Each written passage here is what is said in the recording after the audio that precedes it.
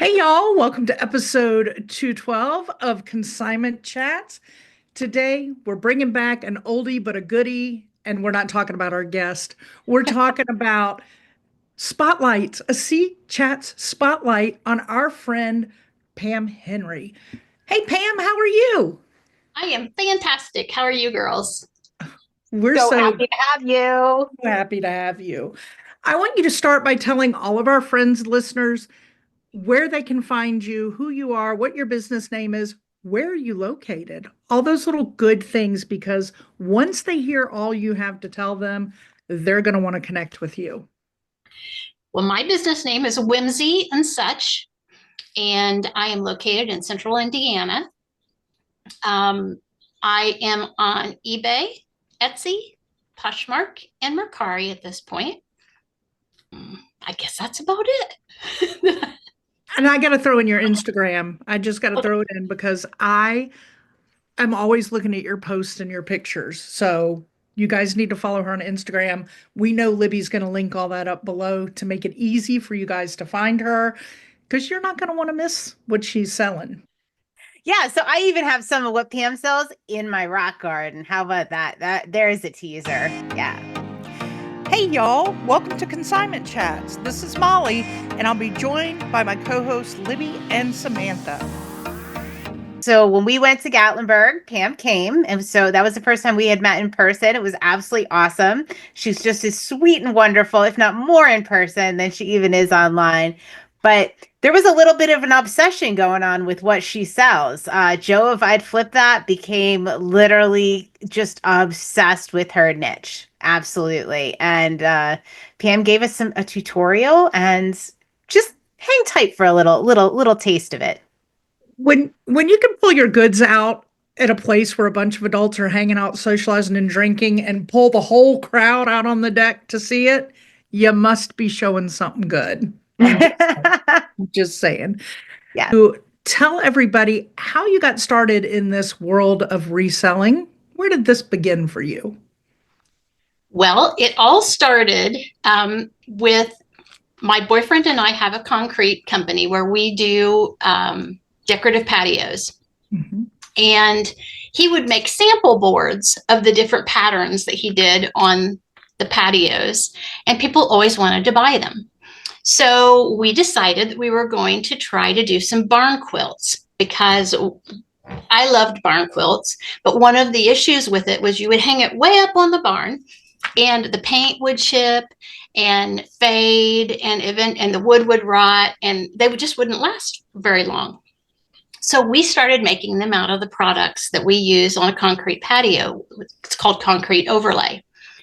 So they lasted much better, and it's actually stain instead of paint. And so it fixed quite a few of the problems that I had with spending a lot of money on a barn quilt and it not lasting very long. So we started doing craft fairs and craft shows and going to covered bridge festivals and all of those wonderful things that happen here in Indiana in the summertime. And we kind of got a group of friends that we tended to see at those shows that also did crafts. And we all talked about how wouldn't it be nice if we didn't have to pack up our stuff and haul it around every weekend to show it to the people? Wouldn't it be nice to have like an antique mall, but it be a craft mall? So I decided to do that. And All right, that's guys, buckle up because Pam is my spirit sister here because she is somebody that takes something, runs with it, and just does it. Like, all right, yeah, I think I'll just open an antique mall. yeah, Boom. All that's right. pretty much what happened. I really have to say before we start all this, Pam has done it all.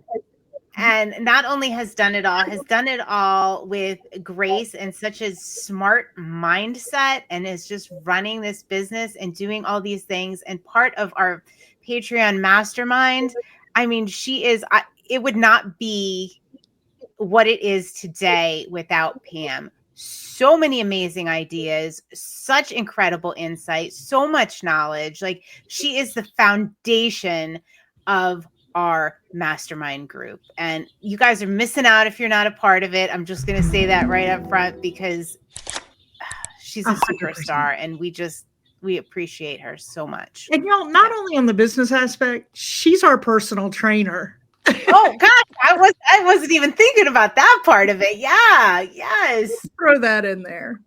So Pam, tell everybody how you began. How did you get into this world of reselling? When we first started, it was just crafts, and because I leased some space from an antique mall right next door, and they didn't really want me competing with them. But as time went on, we ended up adding vintage and items and antiques, and so Whimsy and such became that's where it all started. Can I jump into the big thing we get so excited about this early? Because I really want to pop it out there, and I'm just like going to pop the word up right here on the screen and see if you've ever even heard of this word before. Because this is great that you did all this and you got into vintage, which you still do. And I even love your background of your office space with all the vintage pieces back there. But how in the heck did you get into Cullet, and what is it? Well, it's all my baby sister's fault. I blame all of this on her. Well, don't we blame everything on baby sisters? Yes, That's what they're for. I have two of them, but this is the oldest of my baby sister, and she's a glass lover, and she's an art glass fanatic. She's very knowledgeable about. She can look at a piece and know exactly who made it and all of those things. Not knowledge that I have. But she came across Cullet, and we kind of investigated it together and started making trips to go source some. And that's where it all started. So what is this said Cullet? Define this for us. I know there are people out there going, what is Cullet? So all of you deal with Cullet every day. If you recycle your glass pieces, like if you recycle your glass pickle jars and your glass ketchup bottles and all of that, that's all Cullet. And so what Cullet is waste material that comes from the glass manufacturing process. So the Cullet that I deal in is waste material from art glass, vintage art glass factories such as Fenton, Westmoreland, Mosser, L.E. Smith, all of those glass factories that we all know about art glass from. That is where the Cullet comes from. I just want you to tell the story about how you get this Cullet, because these pieces of Cullet, not only are they beautiful and come in so many varieties of colors and patterns, and some may glow, some may not, but how do you get them? Do you just go over there and... You're not asking a girl to give up her source, are you? No. All right. Just want to be clear here. I'm not asking for address. I'm asking so do you just go there and pick up 5 of them and go home? Like, okay, I got my 5 pieces. I mean, what are we talking about here? Yes. So basically we go, and the first few times that we went, I think the first time that I went, I got 90 pounds of Cullet, which was like a 5-gallon bucket and a half was 90 pounds. And I got a really huge rock that is still out here in my garden that it was 40 pounds all by itself. So I only got 50 other pounds of little pieces that I could work with. Only. And my sister, I think she got about 100 pounds that time. So we basically just went and took 5-gallon buckets and picked out some pieces that we liked. Then it progressed. The next time we took, we probably got about 20 buckets worth. We kind of went up to about 300 or 400 or 500 pounds a trip a piece. Then the last time that I went, which is about this time last year, we took a dump trailer. We had them actually load the Cullet in the trailer they move it with a skid steer. They just scoop it up in a big bucket, and we just had them put about 4,000 pounds in our trailer. So I haven't had to go sourcing now for quite a while. Now you see what she was saying, only 50 pounds. Only 50 pounds. So 4,000 pounds. Yeah. Like, Yeah. I think it came out to be like 4,300 pounds. I mind can't blowing. even like imagine. Like I have no. So if you had to guess how many pieces of color, because they're variable in size, right? Right. So I know that last year I listed 1,850 pieces of Cullet over the year because I set my numbers up, in or in order, and so I know exactly how many numbers I used. So, and I basically the Cullet pile. If you envision the bed of an 8-foot bed on a pickup truck, that's a couple feet deep and 8 feet long. All right, I can envision this. That's about how big my Cullet pile is when we brought it home. Overflowing maybe a little bit of that. Well, I've listed 1,850 roughly pieces this past year in 2024 since I got the Cullet load, and you can't even tell I've done anything. It looks like I haven't worked all year. Wow. And you gifted a good amount of that away, might I say? Yeah. There's been quite a bit go here and there that didn't have to get listed. And I've had some bulk. I have some people that buy from me in bulk. So, that's not even counting those pieces. I have a gentleman that makes marbles. And so he buys from me in bulk. And of course, those pieces didn't get listed. So that doesn't count that. So, wow. yeah. Well, So that was my next question. Oh, go ahead, Libby. That was my next question too. It's like, what do people do with it? But I want to kind of know about the marble thing. Like, how do you make a marble out of a piece of Cullet? Well, so what he in particular with him is that he buys pieces that are of a certain color.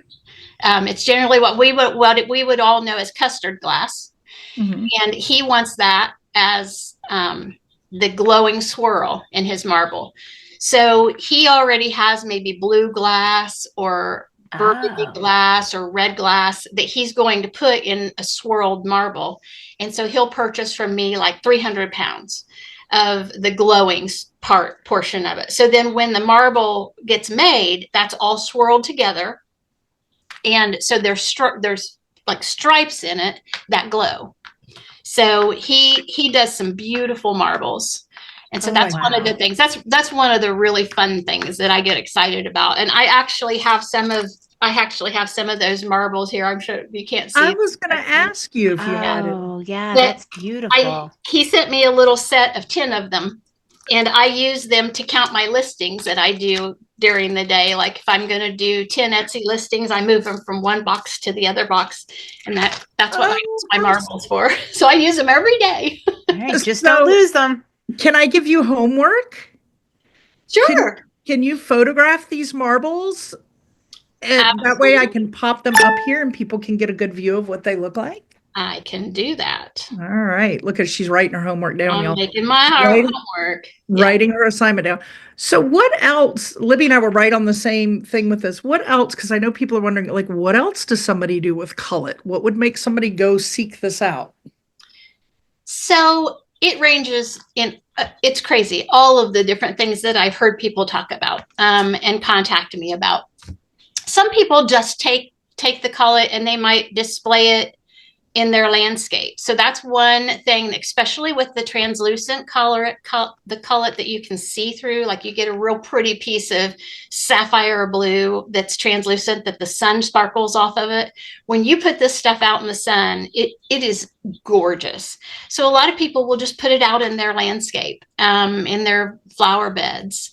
So that's one of the things that they do with the larger pieces. Then it goes all the way down to, I have people that purchase it from me that they're going to wire wrap and make a pendant, or wire wrap it and make bracelets or jewelry. And then we have another guy who buys it, and he's a glass blower, and he takes his pieces that when he blows the glass, and while it's still hot, he will roll it through frit from the Fenton Cullet. So he can say that his glass blown piece has Fenton glass incorporated in it.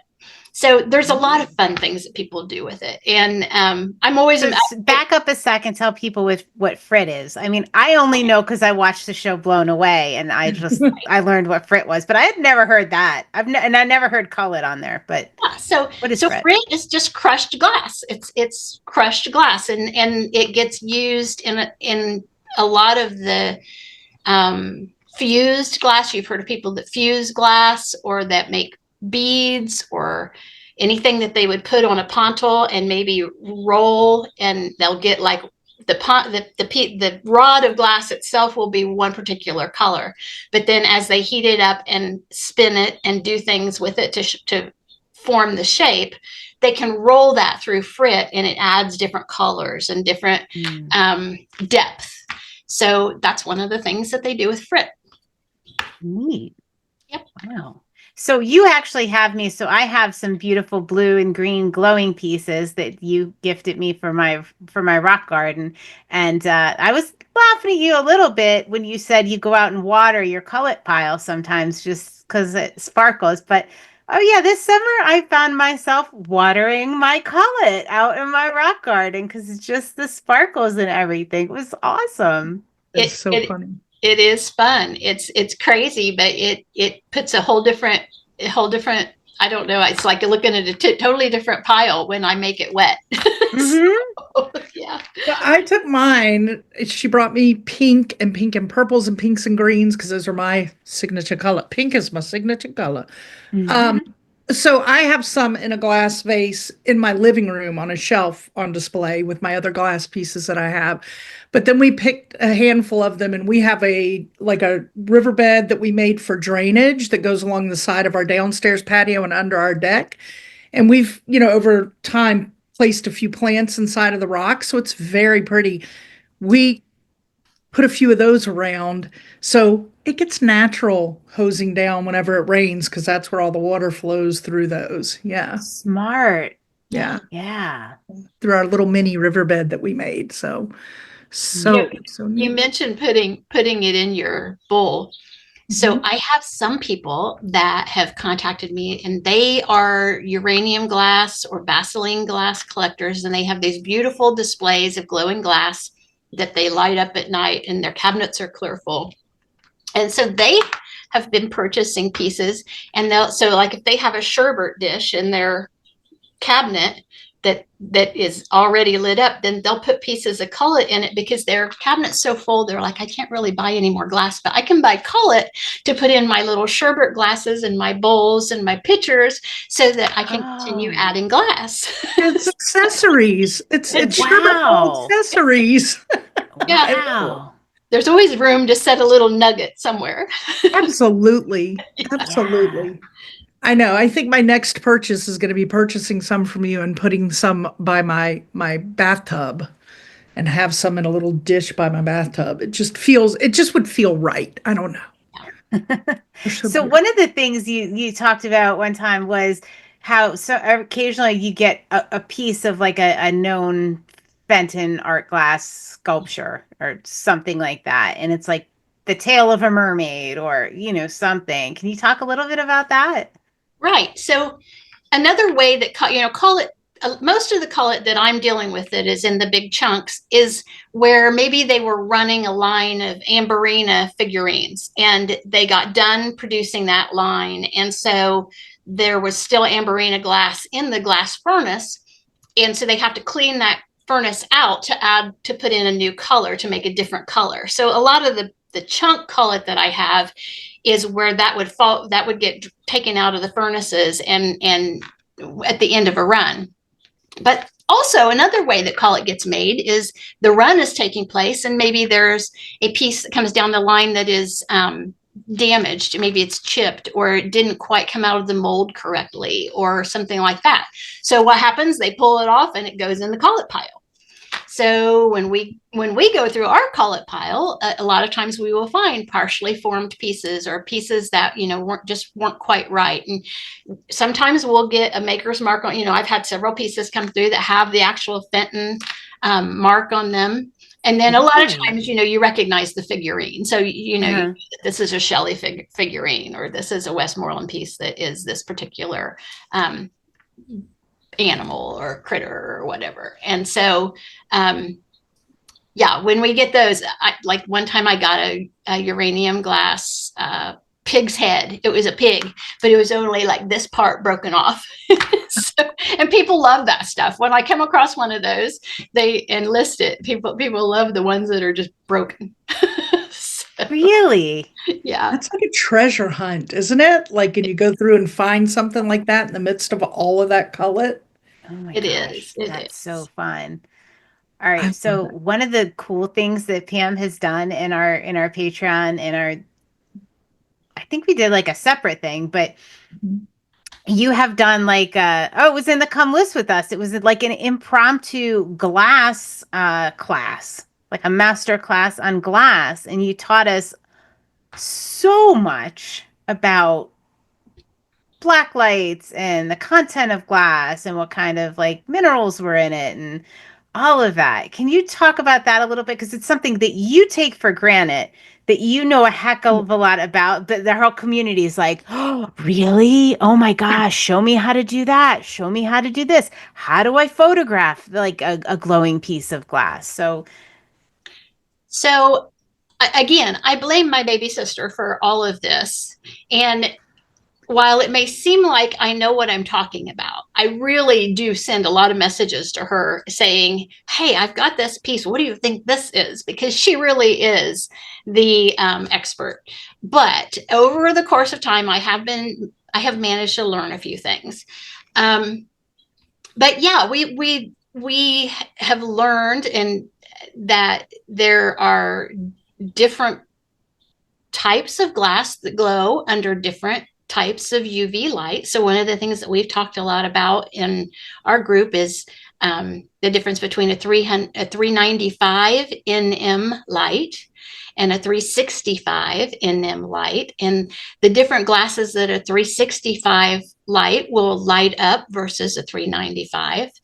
And the different minerals that are in glass, such as manganese, and like the amberina glass and cadmium, and there really is a lot of things that you can learn about it, and they all glow differently. And so some pieces won't glow at all under a 395, but you hit them with the 365 and they light the room up. So that's part of the fun of it. And the other thing is that we talk about is jewelry, and marbles and glass beaded purses and shoes that have glass beads, the old vintage shoes that have glass Ooh. beads on them, and all the things that you can shine a light on. And it's always a big surprise when you find something new that's like, oh, that glows too. It never crossed my mind. And I can tell you the beaded purses are like one of my all-time favorite things in the universe. Never crossed my mind until you were doing that glass class, to shine my light on a purse. Like Mm-hmm. on those, I Y'all, could have doubled my money with those bad boys. Wow. Libby, after being educated by Pam, got one of these. Well, she had one, like, got another one, and got so obsessed with it that when we went to see our sweet dear friend Diane Lasan and visited, she had so much glass in her living room and all that for the first, we're still kind of haven't even unloaded yet. And we're like, hey, how are you? Nice to meet you, Rick. Nice to, and Libby's in there with the flashlights, beaming them on Oh, come everything. on. Diane was right behind me and into every second of it. She was, She yeah, joined she was in. into it. She joined in, and Rick and I got a beer. Yeah, it was great. Have a 365, we'll travel. Talking about all this lighting and all, I would imagine that when you go to list this cullet, what is it like to photograph them? So, for anybody that isn't in our Motivation in Minutes morning call, I talk about taking dark photographs, and that you all know what I'm talking about, but everybody else probably wouldn't. So I come in here when it's dark outside, and that is when I take my glowing glass photographs, because they just the photographs just don't, taking it when there's any daylight around, they just do not turn out very well. So I actually have what everybody knows as a light box. I have a light box that is black on the inside.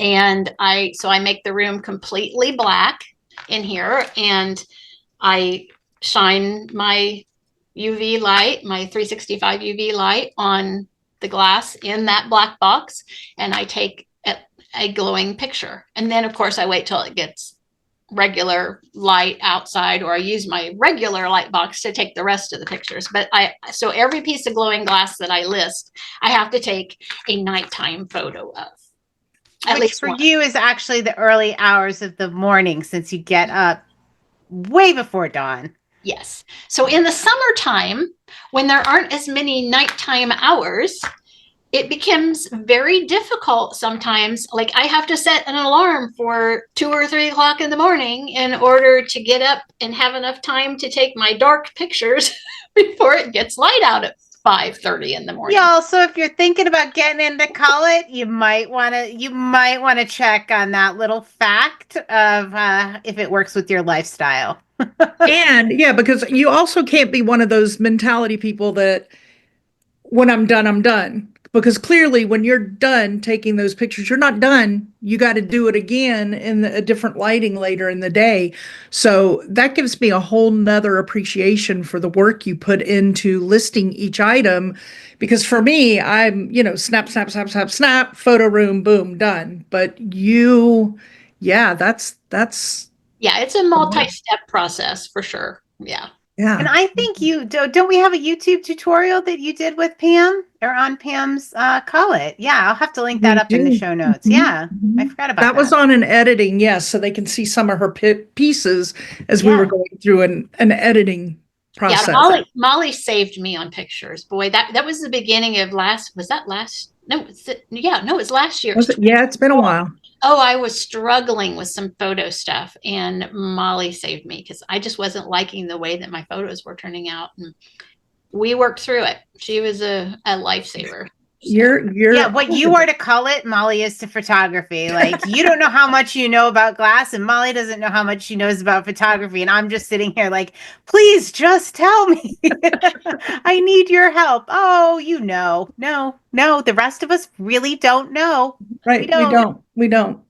So I'm going to tell all of you this. If you want to know more about Cullet, aside from making sure that you hook into Pam's places to see it all, join our Patreon. I'm just going to throw that out there. And then you get a lot of one-on-one time with Pam, or 1-on-10 time, or however many are in the room at the time. But we have learned so much from her and everybody in there.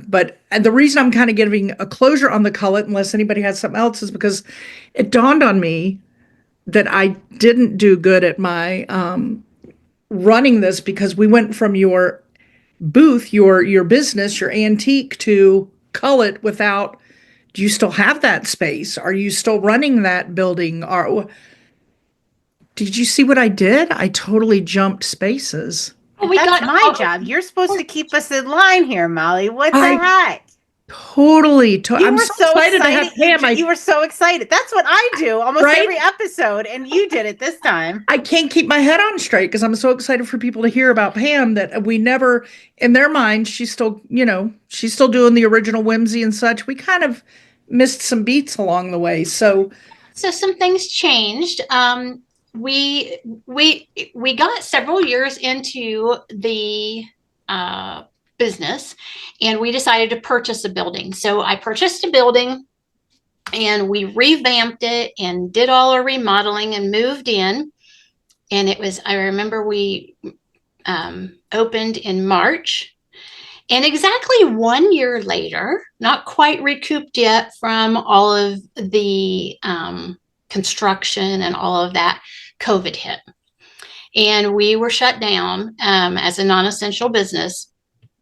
And so we reopened when we were able to, but the foot traffic just didn't recover quick enough for us. But during the time frame that we were closed, I started selling on eBay to keep some money rolling in. I mean, I had this brand new business and these construction loans and all of this stuff that I only had a year under my belt with, and so, I had to do something. I don't know if you know me, I'm just not the type to just like not do something about things. Yeah. Yeah. Yeah.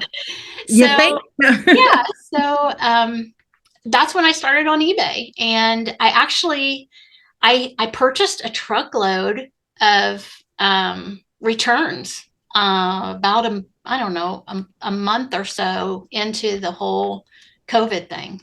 And that kept me going financially while we were closed. But it took off so well that when we reopened the store, and I was trying to juggle having a store and selling online, and honestly, the online business was doing more for my top, or my bottom line, as far as keeping us open, that than the store was. And we lost quite a few vendors. A lot of our vendors were elderly people that, they were still being told that they shouldn't go out and do things, and there weren't live auctions anymore, and they weren't going rummaging. And so a lot of them just basically gave up their reselling businesses. And so we lost a lot of the good booth vendors that we had in our store. And so finally I just made the hard decision that I just didn't feel like I was getting enough out of keeping the business open, and it was tying me down so much. So I went full blown online, and I haven't looked back since. So we still, we have a lot of glass running around here, but we do still do a lot of antiques and collectibles. Yeah, so that's similar kind of to my story that we talked about last week, which I'll link up. Is like, so my question to you is, I know my answer, but do you like regret or miss the storefront, or do you like being all online better? How do you feel about that? I know the decision was imposed upon you, but how do you feel about that? So in the beginning, I did struggle with it quite a bit, just because, I would walk into the store when it was closed, and there it was, in all of its glory. We had just built it, and it was really hard for me to let go of that. But I also was a lot happier from the perspective of having the freedom to go and do and not be tied down to a business hours, a set, that I had to be there, and every weekend and all the holiday weekends and all of the things that come along with having a brick and mortar. I really liked not being tied down. And eventually we purchased a little lake, seasonal lake property, and we go there all summer long, which I never, ever, ever would have been able to do if the store was still open. Oh, you didn't purchase that until after the store closed. Oh, I thought you had that all along. No, that came along after the store closed. And, that just never would have been something that we could have even considered doing. And we love it so much. I mean, it has become such a huge part of our life, and my vision, and all of those things. So, it's good. It's a good thing now. But there were a lot of times when, and it usually was just when I would walk in the doors up there, that I would get those hard feelings of what had happened and what I left behind. But that was also, I just recently remodeled my office here at home, and I brought home all of my things that I had, my collection that I've collected over the years, and it was all up at the store as decoration. And so just recently this year, the end of last year, I brought it home and put it here in my office, and that has made me very happy too. To have now you have your happy pieces with you. I do. I can, yeah. All right. So this is what we know about you. You are a Cullet aficionado expert. You are a fisherwoman. I was building up to that. Oh my gosh, girl. It. Forget about it. No. But I got like, 'em. all right, so you have all these amazing things, and like you're a personal trainer, you're the Cullet aficionado, but you're also an expert. You have a hobby that you're totally invested in. So tell us about that, because this is where I learn all of my fishing, what terminology, what's going on in the world with a fisherman, fisherwomen, What's going on in the underwater world? in the underwater world. Yeah. Yeah. So I am not an expert. Don't even be blowing that up. But I love to fish. I've always loved to fish. And I have a kayak. It's technically a bayak that I fish from. And just last, or no, 2 years ago, I guess, just in the summer, I bumped into a guy out on the lake that explained to me about a local group, or a group here in Indiana, a grassroots group that has kayak fishing tournaments, bass fishing. And he said, you should come and be a part of our group.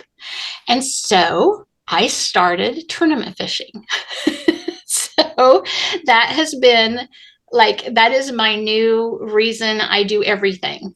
I do everything so that I can go fishing and have fun equipment on my kayak and stuff.